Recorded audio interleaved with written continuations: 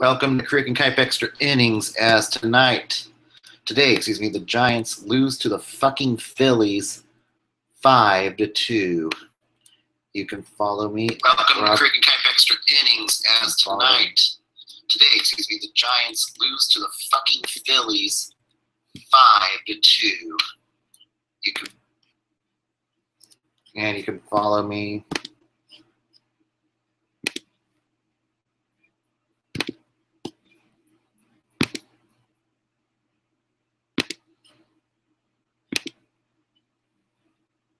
And you can follow me at robiman@twitter.com.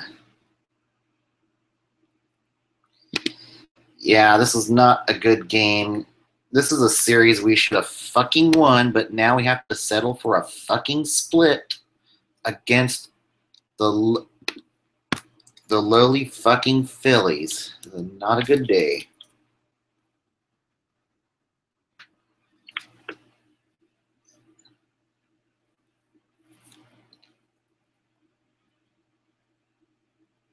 This loss was a little more excusable.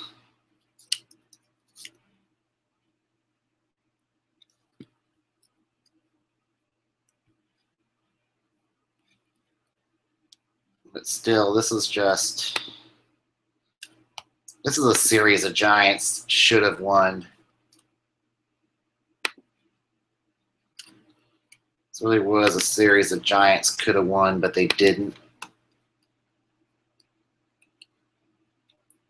And really just a lot of angry shit today. Bumgarner deserved better than this. He did his part. 1 earned run, 4 hits, 7 strikeouts, 6 innings pitched. Melanson did his part. 1 inning pitched but it was motherfucking Hunter fucking Strickland. 3 fucking earned runs to blow the fucking game. They had the fucking lead all the way up to the fucking 8th. This hurts. The Phillies had to come up and give up 3 fucking runs. And then Posey went 2 for 3 in this game. Got tagged out on the wrist. That hurt. What I didn't like was the fact he got fucking hit in the ribs intentionally by Hector Neris in the 9th inning. And even Posey took exception to it. That was intentional. There should have been warnings. Or that should have been possibly an ejection.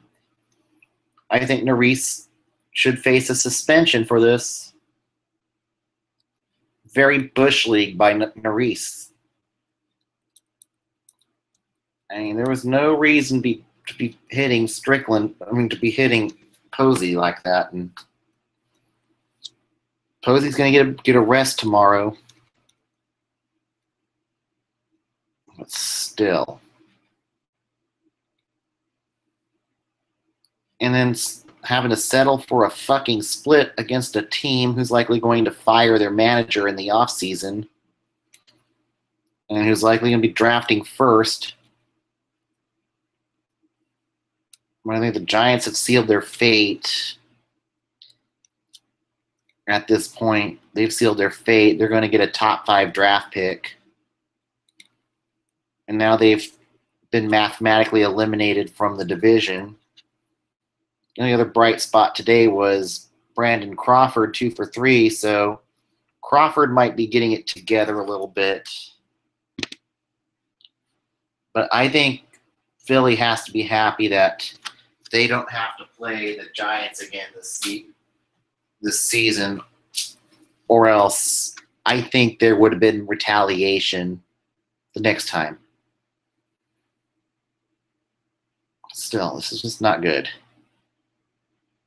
And chances are, after this season, Pete McKinnon's going to be gone. They're going to have a new manager in Philadelphia.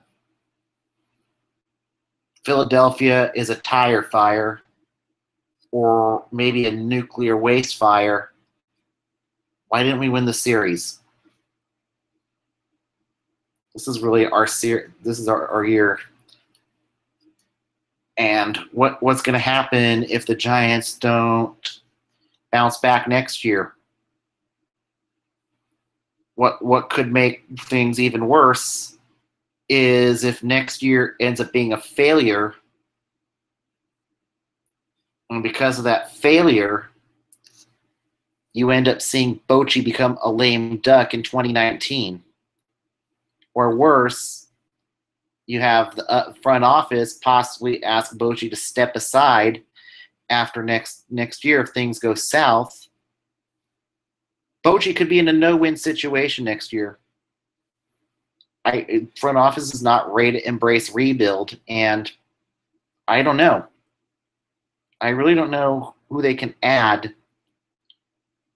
They're going to try to add a power hitter, but did they learn from Aaron Rowand? No. They need maybe more of a pull hitter, not a power hitter. But AT&T Park does not cater to the power hitter. And they really have to do some tough thinking. And also, what makes matters worse, they're going to be up near the luxury tax, even with Kane coming off the books. So Bochy's in a no-win situation. I really think Bochy's managing for his job next year, to be honest. If 18 ends up being a failure, Bochy could be asked to step aside. Then he's really faced the possibility of 19 being a lame duck year for Bochy. And that's what I really don't want to see. But rosters expand in about 10 days, like 11 days. But there's some. I'm ready to. I think Osich has to go. Okurt's got to go. They're going to have to maybe add. The only thing that the biggest priority is adding another lefty bullpen. That's going to have to go through free agency. You're likely going to see DJ Snelton stuck in high leverage situations through the month of September at this point. Osich had too many opportunities. Okurt's had too many opportunities. None of them have thrived. Next week, I will make a projection on who's going to be added to the expanded rosters. But the good part is I think our bullpen's almost set except for lefties. We need another lefty to go along with Will Smith next year. But they're banking on one bounce back year, and what happens if things fail next year? You might see a house cleaning. I really think if things don't turn around next year, Giants may actually clean house for the first time in a very long time. And you might see Bochy gone. I really think Bochy's on the hot seat next year, whether he wants to be or not. I don't think Bochy will be fired, but I do think he'll be asked to retire or move to the front office and make room for Ron Lotus. I hope this is not the reality, but I do think that's what's happening. I think Bochy's on the hot seat next season. All right, let's go. And our probables for now next series is against Milwaukee.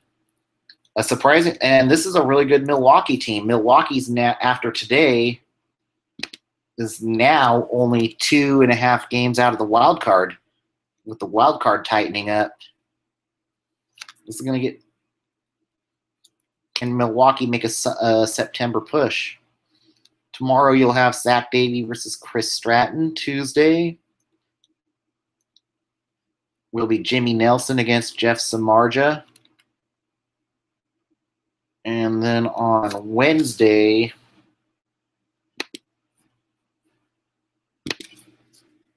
and no show Wednesday, Matt Garza against Matt Moore. And then they get an off day before they head to Arizona to play the Snakes, who have been struggling as of late. And this is not going to be an easy series. Milwaukee has really tightened up the wild card at this point. Let's go around the league with other scores.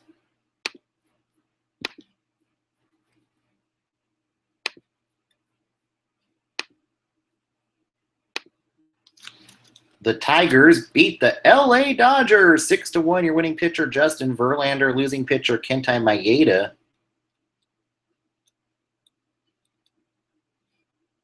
Tony Cingrani, 2 earned runs in 1 inning pitched in garbage time.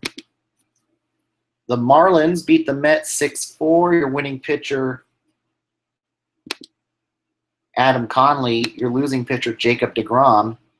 And now Miami is only 6 games out of the wild card, so Miami's getting back in the wild card race. Christian Yelich, 3 for 5. And Giancarlo Stanton hit his 45th home run of the season. Travis d'Arnaud, 2 for 3 in this game for the Mets.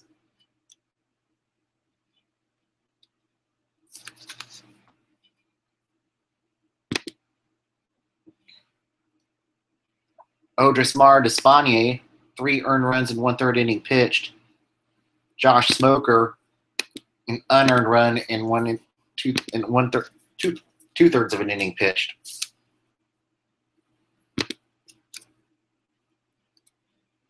The Rays blank the Mariners 3-0. Your winning pitcher, Blake Snell. Your losing pitcher, Giovanni Gallardo.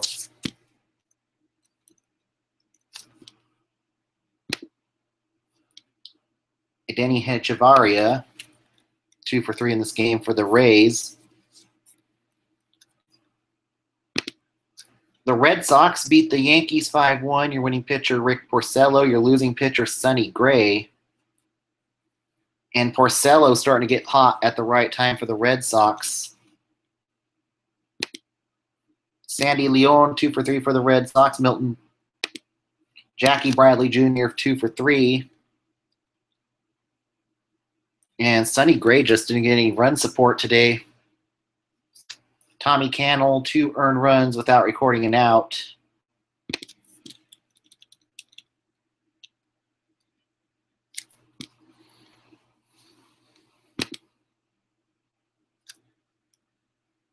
The Braves beat the Reds 8-1. Your winning pitcher, Sean Newcomb. Your losing pitcher, Luis Castillo.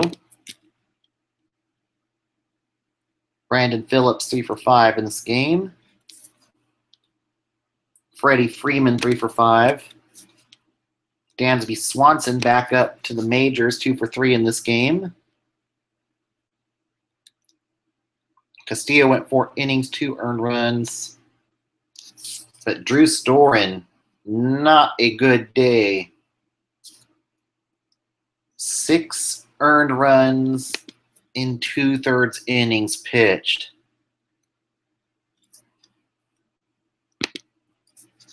The Twins beat the D-backs 12-5. Your winning pitcher, Bartolo Colon.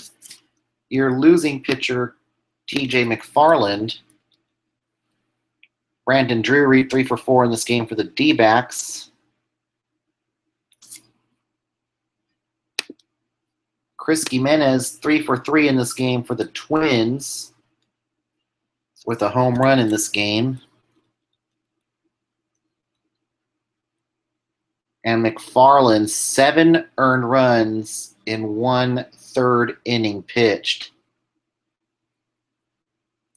And then Braden Shipley came in the game. 5 runs, 4 earned, and 5 2/3 innings pitched. So not a good day. The A's beat the Astros 3-2. Your winning pitcher, Jarrell Cotton. Your losing pitcher, Brad Peacock.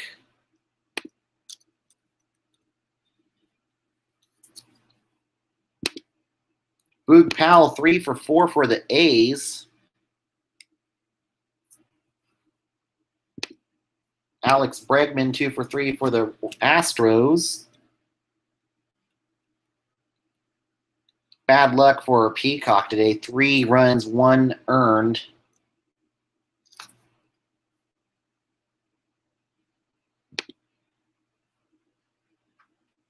And the Royals beat the Indians 7-4. Your winning pitcher, Jason Hamill. Your losing pitcher, Danny Salazar. Francisco Lindor, 3 for 5 for the Indians. Jorge Bonifacio, 3 for 4 for the Royals. Cam Gallagher, 2 for 3. Salazar, 6 earned runs in 4 2/3 innings pitched for the Indians today.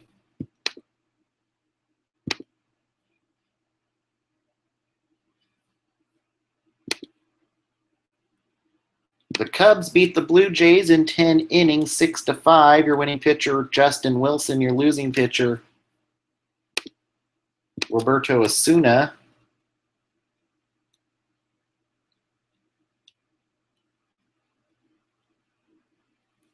Koji Uehara, 2 earned runs and 2/3 innings pitched for the Cubs. Osuna, 3 earned runs and 1/3 inning pitched for the Blue Jays. The White Sox beat the Rangers 3-2.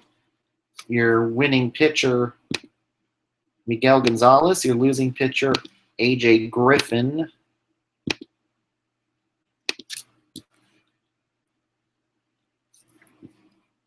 Abisail Garcia, 3 for 4 for the White Sox.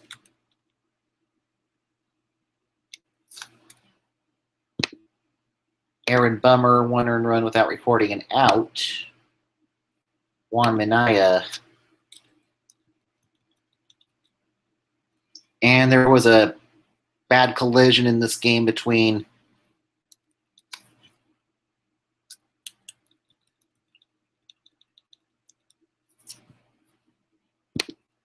Joey Gallo and Matt Bush.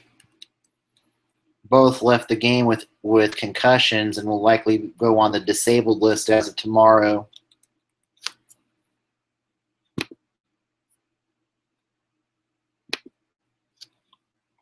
And the Brewers beat the Rockies 8-4. Your winning pitcher, Chase Anderson. Your losing pitcher, Kyle Freeland. And for the Brewers, Jonathan Villar, 3 for 5 in this game.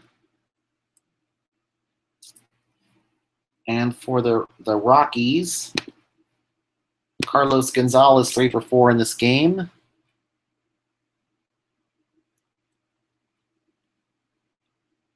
Jeremy Jeffress, 2 earned runs and 2/3 innings pitched. Tyler Chatwood, pitching out of the pen today, 2 earned runs in 1 inning pitched.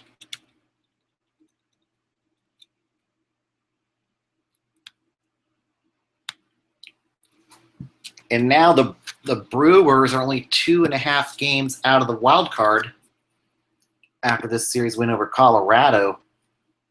So the NL wild card is really starting to tighten up with Milwaukee, St. Louis, and Miami now in the hunt. The Nationals beat the Padres 4-1. Your winning pitcher, Gio Gonzalez. Your losing pitcher, Dinelson Lamet.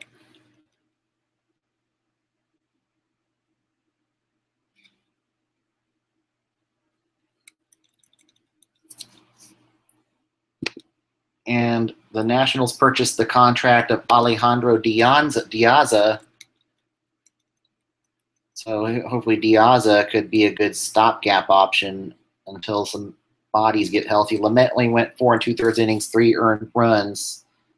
The 6 walks was not that 8 strikeouts, but 6 walks. You don't win when he walks 6 batters. All right, and down on the farm today.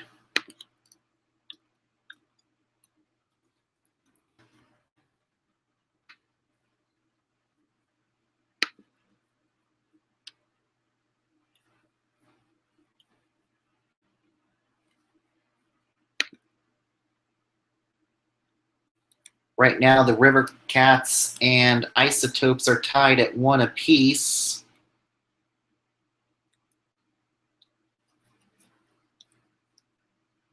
All right, let's get to our standings as of right now.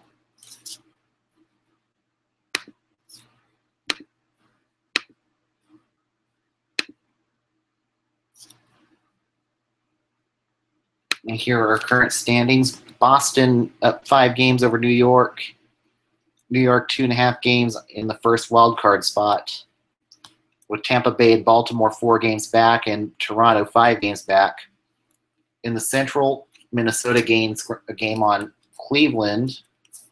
Still tied for the second wild card with Kansas City 1.5 games back. And LA gains a game on Houston, still tied for the second wild card. And Seattle and Texas losing today, both lose a game back, fall a game back in the wild card with 1.5 and 2.5. And in the East, now with today's win for Miami, now they're only 6 games out of the NL wild card. In the Central, Milwaukee 2 games back of Chicago, and now only 2.5 games back of the wild card. And St. Louis, and this is a mistake on my half, right now 3 games back of Chicago, and right now 3.5 games back of the wild card. Could become 3 with a win tonight. So Milwaukee and St. Louis really starting to catch up on Arizona and Colorado, as those 2 leak oil going into September. So it's starting to tighten up in the West. So we could be in for a very fun September here, as in terms of both wild card races, with now the NL wild card tightening up. So this could get interesting.